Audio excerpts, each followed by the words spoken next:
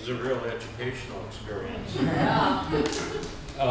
Our next reader is Holly Prado, and by way of introduction, for the past 35 years, well, that must be a typo, she's been an active part of the Los Angeles literary community.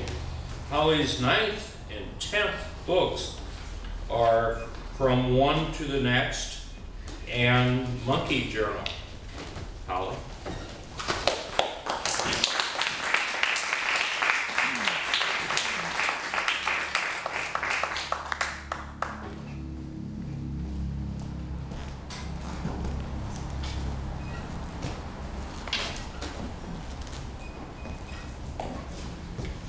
Philomenian would love this.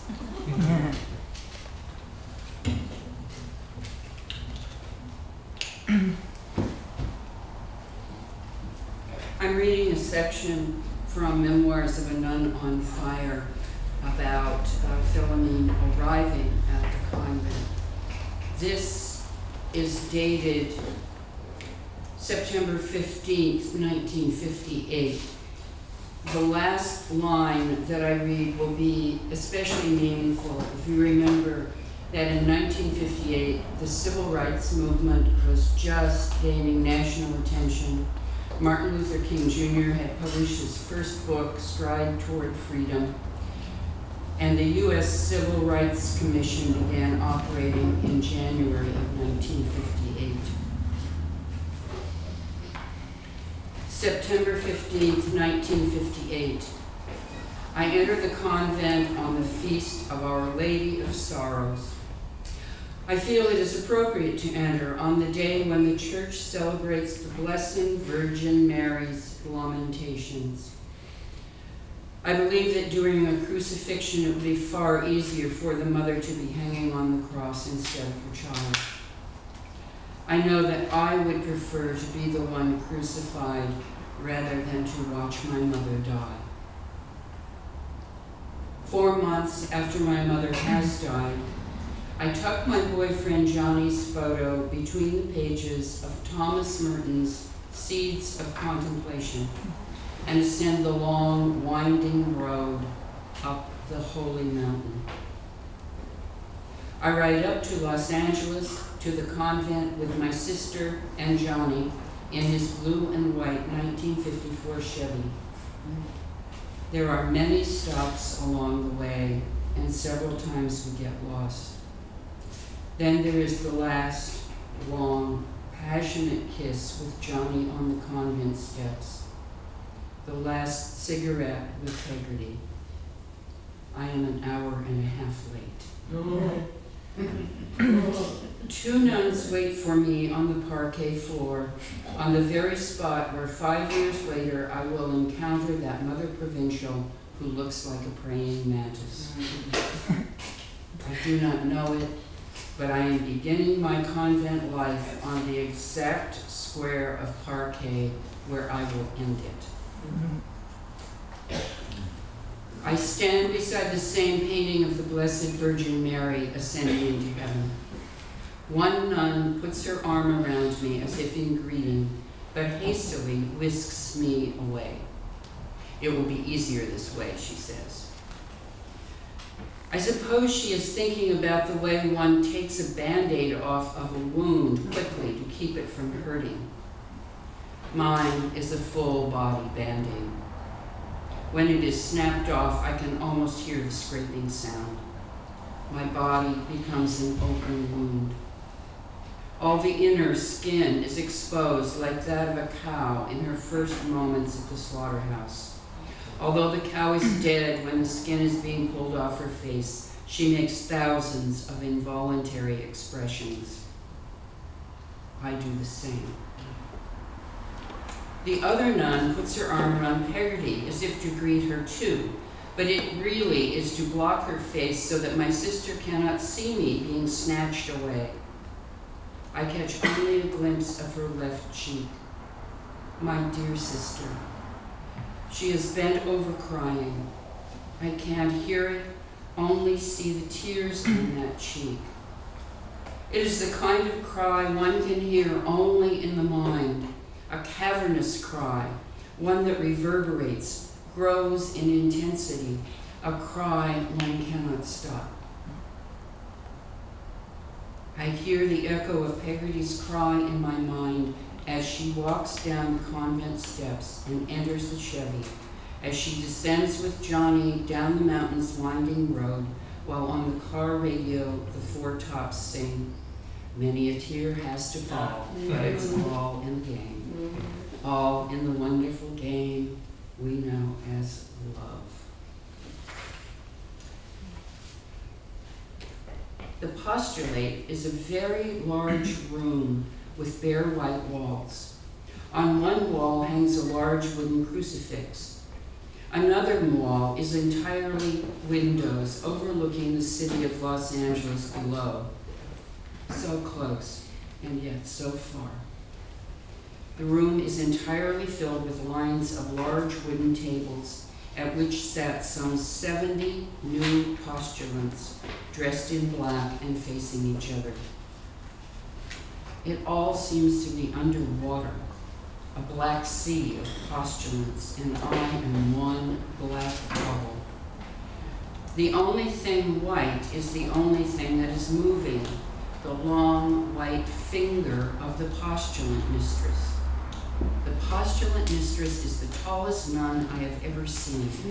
She looks like a black waterfall. And she has the longest finger in the world, which is pointing at me. I can tell that the finger is not happy with me because I am hit. It moves. I follow the finger as if pulled by some invisible thread. The finger points at the chair in which I assume I am to sit. I sit.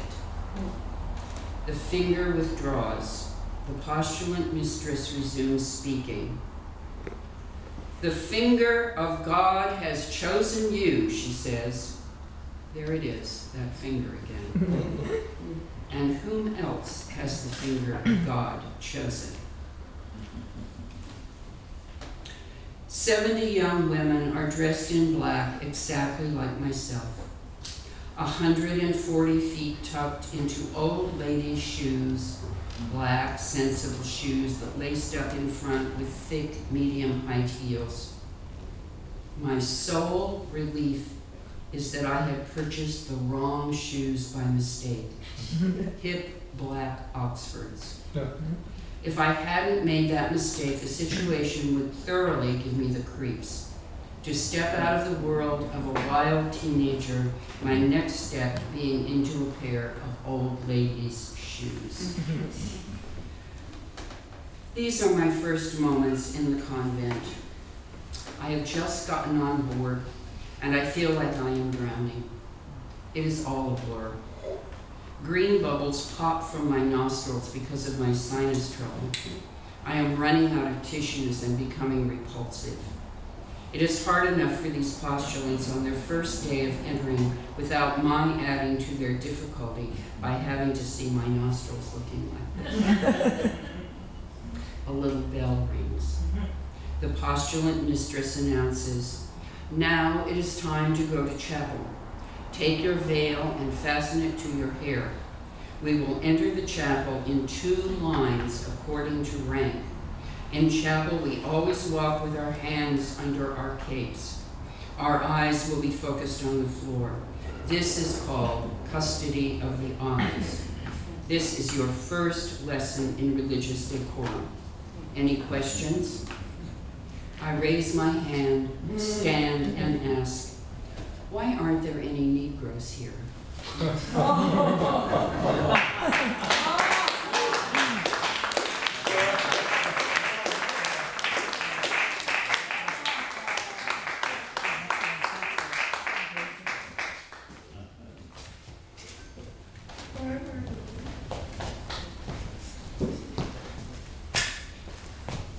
I laughed all the way through the book, except for that flagellation part.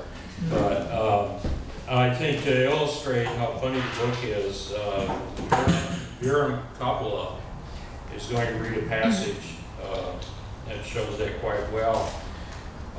He teaches philosophy, theology, and cinema at Cal State Northridge. He's a member of the Writers Guild of America and is the author of 2 philosophy books, plus a new book, Search, it's the title. And it's a search for the Christic coming out of existence itself. It will be published this year.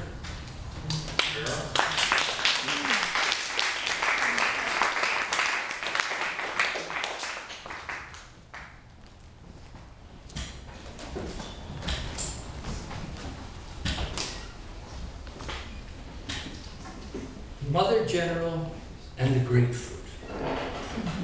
On the day the Mother General of the entire order came to look at her brood of postulants, the postulant mistress asked me, "Where do you keep your feet when you are sitting at the table in the refectory?" "I wrap them around the legs of my chair, sister." The postulant mistress tried hard not to laugh. She has such a wonderful laugh, the kind that sounds like bubbles. But she controls herself most of the time, because she is the mistress of postulants. This time, though, the bubbles bubbled out between her words. The Mother General had been sitting at the head of the main long table, throw, or grapefruit juice squirt, from the superiors. "How do you eat grapefruit?" the postulant mistress asked me. "Do you ever cut the grapefruit around the sides before you use your spoon?" "No, sister." She seemed about to burst. I'm sure she laughs a lot when she's by herself. She must. I can tell she was doing it right before she came down to talk to me. "I practically fell out of my chair during breakfast," she said, "trying to reach your feet to kick you." "Why, sister?" "Because you were squirting me in the eye with your grapefruit." "I'm sorry, sister. You squirted me and somehow managed to squirt the Mother General." "Then you hit each of the superiors in turn." "I did, like clockwork. As you worked your way clockwise around the grapefruit, you worked your way through each of them." "I didn't know that, sister. I didn't know it because I was being, or trying to be, such a picture-perfect postulant. Eyes down, head bowed. Besides, I was sitting right next to the postulant mistress and near the Mother General. I had to put on a little extra push to be my religious decorum, so I wasn't looking. Somehow I had managed to get the whole lot of them without even knowing it. The postulant mistress had been reaching under the table with her very long legs, trying to reach my foot. Evidently, because I did not cut the inside of the grapefruit with my knife before I ate it, the juice turned into a projectile. As I turned the fruit with the stone-still posture of the perfect postulant, I hit every one of them, each of them with precision. I'm sorry I missed the sight of the tallest nun in the world swaying back and forth in her chair, sliding halfway down the table, her body stretching to its capacity, her long legs groping in the futility of finding that postulant's foot hopelessly out of reach, wrapped in a schoolgirl fashion around the legs of her chair. I am the perfect postulant, becoming a nun, from the waist up. No. From the waist down, I am still a teenager with her legs wrapped around the chair. No. I am happy to hear the postulant mistress laughing like that. I hope Mother General is laughing. When I was not being Huck Finn as a child, I was Annie Oakley. I had perfect aim. I am proud now, these many years later, that I hit all those major superiors, never missing one in without ever looking. This kind of target shooting would have amazed old Annie.